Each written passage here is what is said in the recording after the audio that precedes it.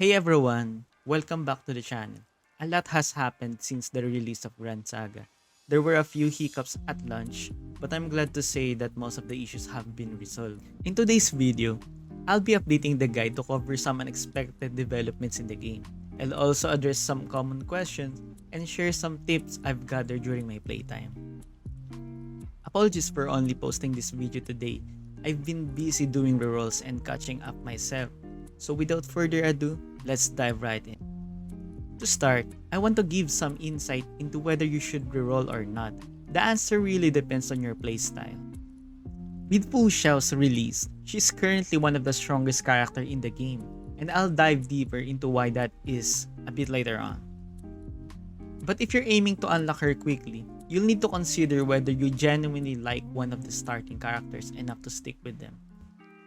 For example, in my account, I wanted to focus on building Kuiyi, so I started by rerolling on my first guaranteed multi until I got Samael, who's a crucial part of her kit. After that, I continued with the main quest until I collected around 50 sacred tree fruits so I could roll again. And guess what? I got another Samael, which was great since you need at least one dupe of Samael for him to really shine in the setup. Another strong option is rolling for Habaek, as his buffs are incredibly valuable. Unfortunately, I didn't manage to get Habaek on my account. Ultimately, whether to reroll is up to you.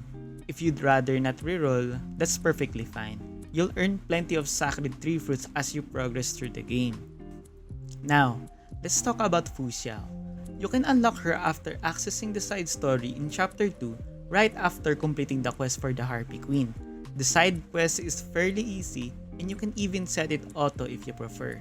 After unlocking Xiao, you'll receive 3 free SSR weapons. Cai Bai and Tien are available immediately, while Ming Ming is unlocked after completing a specific medallion quest. A lot of people have been asking how to get Hwarin, Xiao's transformation grand weapon, if it's only available through the gacha.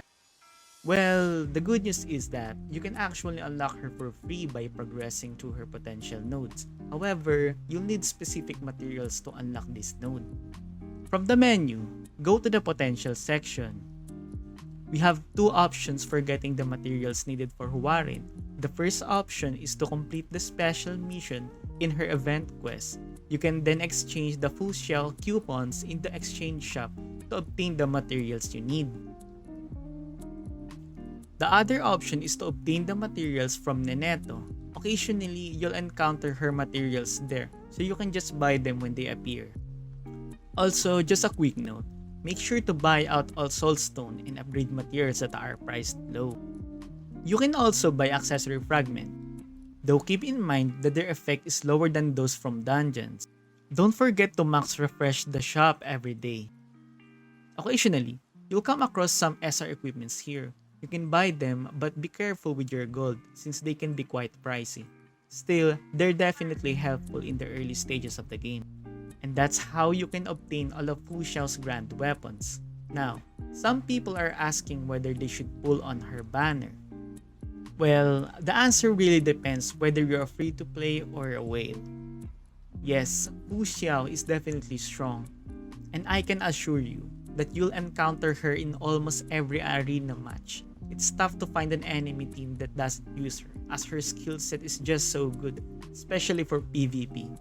Imagine having 2 airborne effects, a down effect, taunts, and defense boost all in one character. The crowd control is just too strong with Xiao. She's definitely a top tier PvP unit. For free-to-play players, I would strongly recommend not spending your diamonds on Xiao's banner. Instead, save your diamonds for now unless you're pushing for arena ranks. In that case, you can use them to buy arena tickets, which is also a solid option. The reason for this is that it's very possible we'll be getting the 2 new characters soon, Jun and Orta. Jun is a dark element unit, while Orta is a light element unit, which is very important. So why are they important? Well, they're essential for tackling light and dark world bosses, and that's where Jun and Orta come in. These characters are specifically built to counter these type of bosses, making them the key to maximizing both your damage output and the rewards you earn during this battle. Aside from that, they're both great units in their own right. especially June. She has an excellent kit focused on debuffs, which makes her incredibly useful for weakening enemies and controlling the battlefield. That's all for today.